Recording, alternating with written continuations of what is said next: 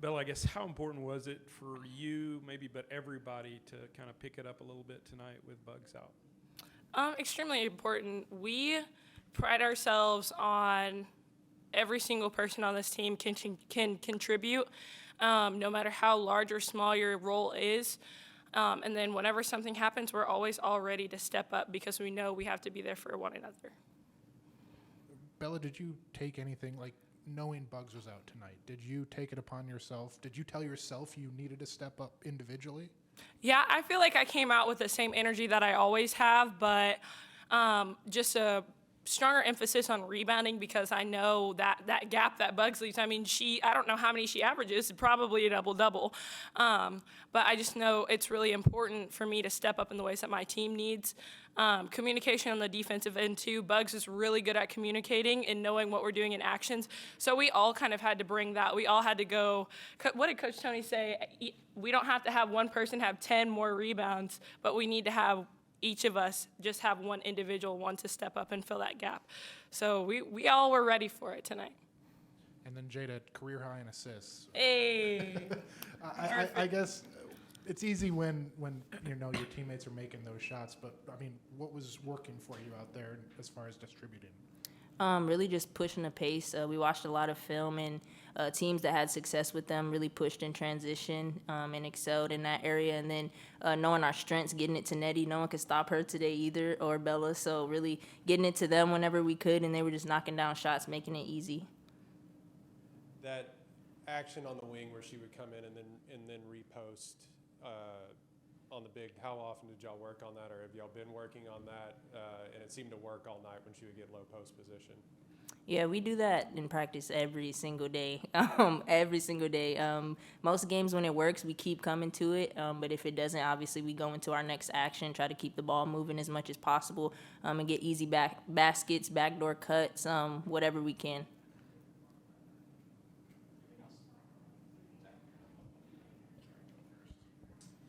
Jada, we're not getting y'all before Houston, so just real quick on them.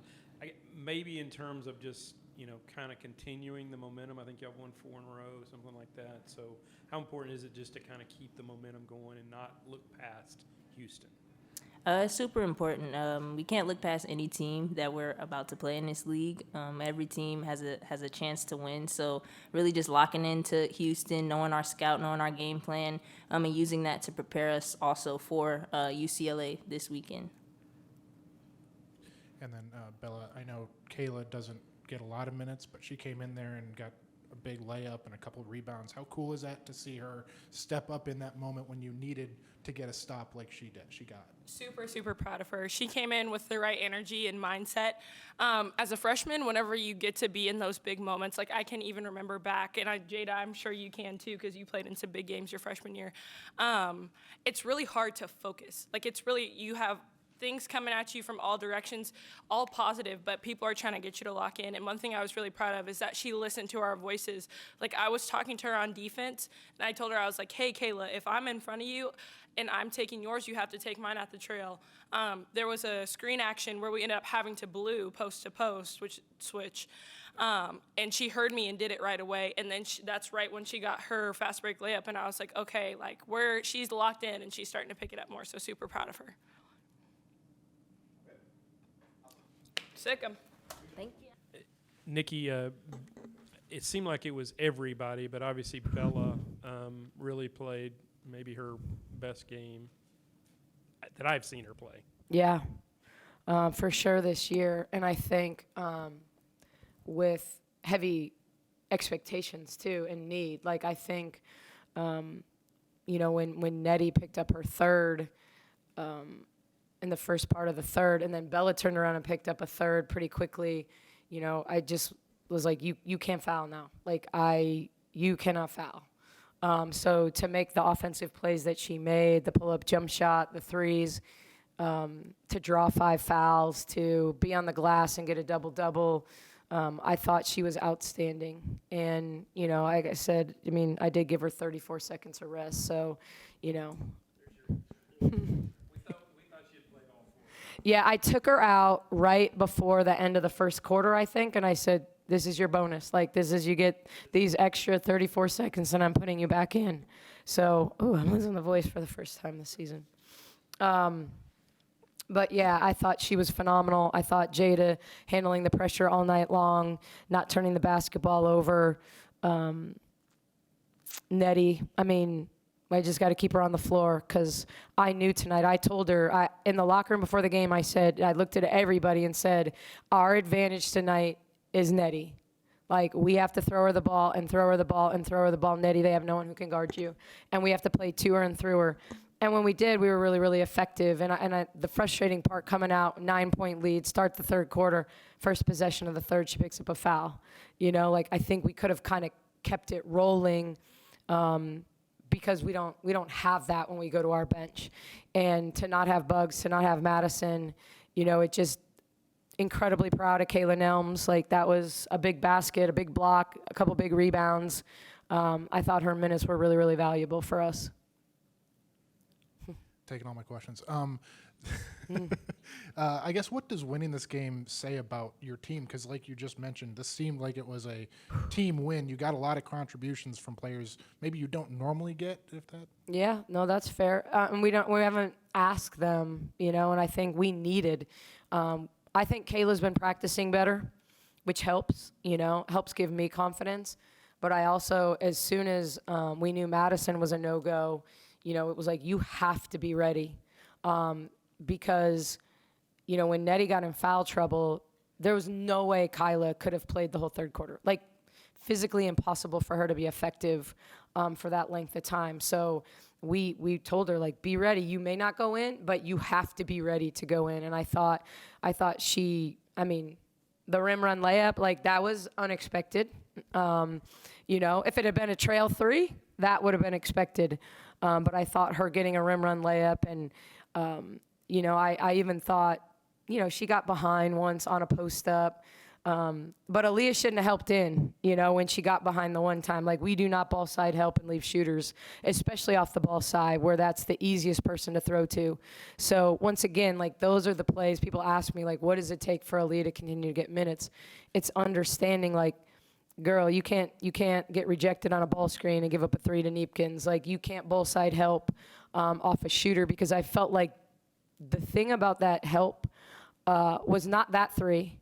It was the confidence it gave Wilkie that the next time she touched the ball, it was a three.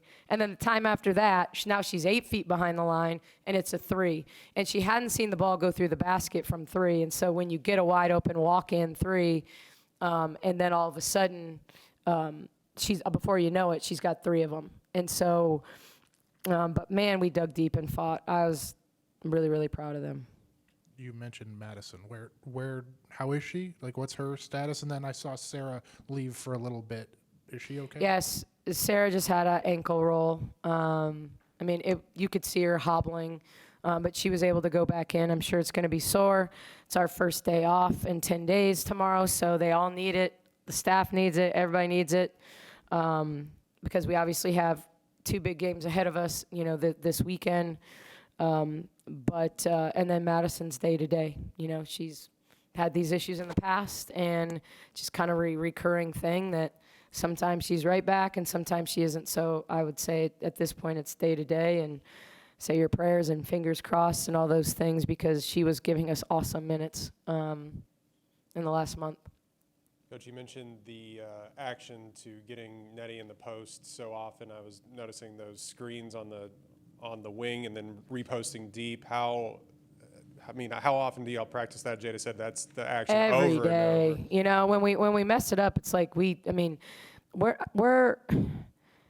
now, don't get me wrong, I love a good ATO and do something different, but the majority of what we run, we drill every day. We drill it 2-on-0.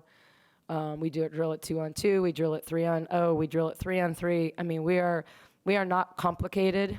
Doesn't mean we're not hard to guard, but it's not complicated. We just want great spacing and great pace, and you know, and I just think they played behind, you know, so it wasn't hard to feed it. You know, now I thought Teray got like loose on us some, and created some turnovers getting loose. Nettie's got to hold her seal and step to it in those situations. But I thought, especially in the fourth quarter, I was really proud of Nettie for not just settling for picking the block and then having to make a move. She was sealing deeper than that, where it was like if they wanted to reach, that was fine because she was going to drop step. You don't have to make a move then. And I think she can do more of that, use her strength to create the advantage before she ever catches the ball. And I think sometimes she settles for, I'm going to be here, and then I'm going to make a move.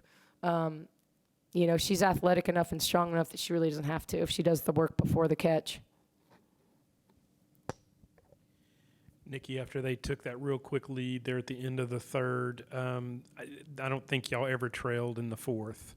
And then y'all had that 10-0 run there late. How big was that just to kind of create some separation in a game where there hadn't been a Made me sweat less. I just thought we played to Nettie, and we got some stuff in transition. Big basket by Yaya. Like, I think even you think about Sarah had one basket, but it was a play that everybody gave up on but Sarah. That skip pass that she could have let it go out of bounds, but it was a layup, and I'm not saying she didn't have to work to get the ball and get the basket, but that sure beats having to set up and play. If the ball goes out of bounds, now we got to play 5-on-5. And I like 1-on-0 better than 5-on-5. So, I thought there were little plays like that all night long that were really, really crucial. I thought after a weekend where Nettie stayed pretty tied up to the post player and didn't rotate a lot, I thought she had key rotations late in this game to not give up layups at the rim, and I thought we did a better job securing rebounds. I mean, I look at the rebounds, and I don't like that we got out-rebounded, but it's, it's not a shock when you lose your leading rebounder that we got out-rebounded by 2. I mean, Bugs just is the cleanup machine, at both ends. We only had 4 offensive rebounds. Bugs usually gets 4 herself. So, I think from that perspective, like the way we had to collectively get it done was how we had to get it done, and I thought we just had huge contributions from everybody. I think you said y'all finally get a day off, but have you already looked at Houston? We're not going to get you again before. Well, I did the Utah scout, which I hadn't done a scout since I was an assistant at Connecticut with the Sun. Doesn't mean I don't scout every team and watch more than my fair share of film and break down, and I certainly know how to use our software. But I actually did the Utah down to the personnel and the write-up and everything. So I'm ready for a day off, but because of that, I've watched Houston, but not Houston for Houston. Houston because what did they do against Utah? What did they do? So when there's been common opponents. But there's no doubt I have not dug deep into them. This game was, A, too much work for me, and B, too good to not to see past it. So I have a day off to get my nails done and start Houston prep tomorrow. Oh gosh, who knows? I mean, I don't. Here's what I like.